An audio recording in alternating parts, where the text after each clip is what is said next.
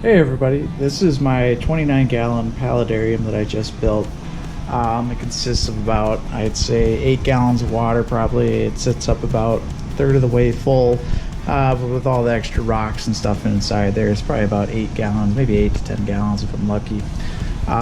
It consists of a few terrestrial and aquatic plants right now. Being in Arizona, it's difficult to acquire some aquatic plants. You can't have anything shipped to you really, unless you want to, absorb some pretty high prices, because everything tends to melt as you get into the 110-degree heat.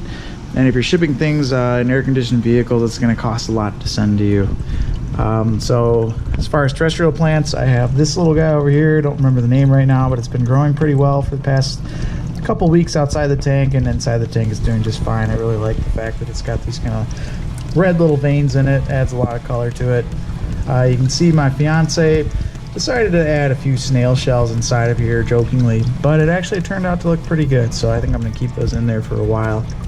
Over on this side we have the same plant that we have over on the other side, as well as this greener looking one. I can't remember the name right now, but it's nestled inside of a little pot right in between this driftwood here. All these other ones are also inside of pots that have had cocoa fiber over them. The aquarium was built exactly the same, or the paludarium, sorry, was built exactly the same as all these other people have described it. You have your expanding foam, and then you use your silicone and your cocoa fiber that goes over the back. Nothing too different there. I have two water features. One of them right here, that's a little waterfall going over the Sayaru stone. Not 100% sure if that's how you say it, but it's used a lot in aquascaping, and I really like the way it looks. It adds a lot of dimension, and also I like the way that the water flows over the top of it. Hopefully when I get some moss, I can actually make the thing look a little bit more natural. Over here on the other side, I have another tube that's coming out, and it's squirting out a little bit of water. The only difference here is that this guy actually has a pinch about 6 inches into the background here, where the expanding foam can press down on it and really constricts the flow rate of that pump coming out here, because that pump's operating at full pressure right now, and it's trying to pump through that spot, and it can't get through there. It should be squirting out quite a bit over here. It actually should be shooting out way over here, but because it can't, it's just dribbling down. But it actually doesn't look too bad, and I can hopefully add some moss around here. It'll be a nice wet spot to add a lot of that moss. These vines I made using silicone. I don't know if Serpa Design did it the same way, but basically all I did is I filled up a little bin with some cocoa fiber, and then the remaining silicone I had left in the tube, basically just squirted it out there on a continuous line, and then put some more cocoa fiber over the top and pressed gently, basically just to make it look like this little vine shape. And the cocoa fiber gets embedded in the silicone, and it sticks there for a little while. The only thing I don't like about this is that all the vines are flat, because when you press down on it, it flattens out basically. So I think I'm going to follow the way that Serpa Design did in his, where he's using cotton fiber basically, and he's going to put silicone in that and then putting that in the cocoa fiber. That'll make it a little more natural, I believe. I have 4 pieces of Malaysian driftwood. I have this guy over here, that guy with the vines on it, this guy kind of submerged in the water, and that guy that has that water feature dripping down onto it. This one over here I don't think is Malaysian driftwood, but I got that at another local fish store. I just really like the way it looks, and I like that I'm able to put the plant up in here.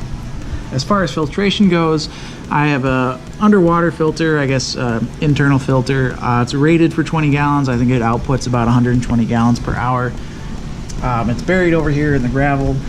It's actually this top fin MF20 if you guys are interested.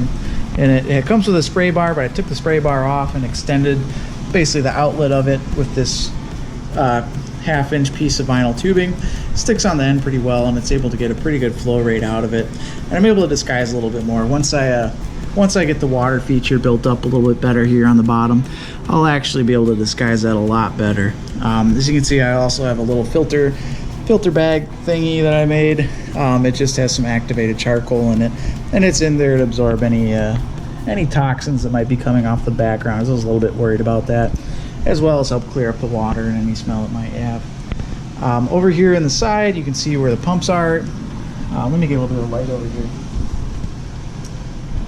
So these pumps, they're rated, I think, for 80 gallons an hour. One of them is obviously not outputting that much because it's not able to go through the tube very well. But they just are sitting inside of a filter filter media just to protect them from any of these little rocks they're going to try to get stuck in there. I had that happen a couple times and I had to tear apart the pumps in order to fix it, but it was actually pretty easy to do. So make sure if you're buying pumps like that, they're easy to take apart. I got these off Amazon for about $8 each, so I wasn't too worried if one of them breaks down. I can just replace it pretty easily. This section over here, you can see it's a little bit more raised up. That's to disguise all the filters over here, and I actually plan on building that up even more to try to create like a marshland habitat that I can put some semi-aquatic plants in. Everything goes up the side here. I have this little channel in the back, so I'm able to loop all these wires down into it and pull it through. That way I can keep everything disguised and you won't be able to see anything man-made in the fish tank. Really enjoying it so far. The fish tank, if you're interested in, was a 29-gallon Aqueon fish tank, not a starter kit, just the baseline tank. This glass top here is actually from Top Fin. It's their 30-inch glass top. It was actually really cheap compared to the Aqueon one. It does basically the same thing. I kind of messed up and put this guy in the center, which, if any of you guys are engineers out there, you should have known to put it out here so you have a little bit more leverage to pull it up. It's kind of a pain to do this, but I live with it. Maybe I'll 3D print a handle for it. Up here, probably the most expensive portion of the fish tank is this light. I think this is the Fluval Sky.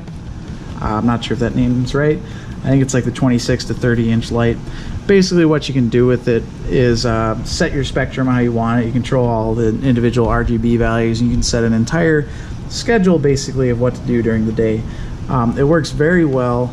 I've enjoyed it so far, and as you can see, you know, I can mess around. I can change it to orange, I guess is that color. I can even simulate like lightning, so you can see we're simulating a storm that would happen at night. So that's pretty interesting. I might combine that with an Arduino and some sprayers or something to make it look like it's raining. Other than that, I really enjoy it. I can actually play through a preview of my day. So this is nighttime right now. It's going through the cycle there. Eventually you'll see sunrise is going to happen and it'll gradually get brighter. Here it's really sped up because it's playing the whole day in about 5 seconds or whatever. So then we're going to fast forward throughout the day, and then we're going to go to sunset again. You can see you can dim the lights, and then we get to total darkness with that blue light. So everything's been working pretty good so far. As I said, I'll try to get some more more plants, but like I said, being in Arizona, it's a bit tricky to acquire those, but I'll let you know if that happens. The water feature is the next thing I'm going to build up a little bit more. I got some stuff coming in there, some more plants that hopefully I'm going to procure from local fish stores if they get them in over the summer, because even they're dealing with issues with the Phoenix heat. You can't ship anything in unless you want it to melt. Other than that, if you have any questions, comments, or concern, let me know in the comments below.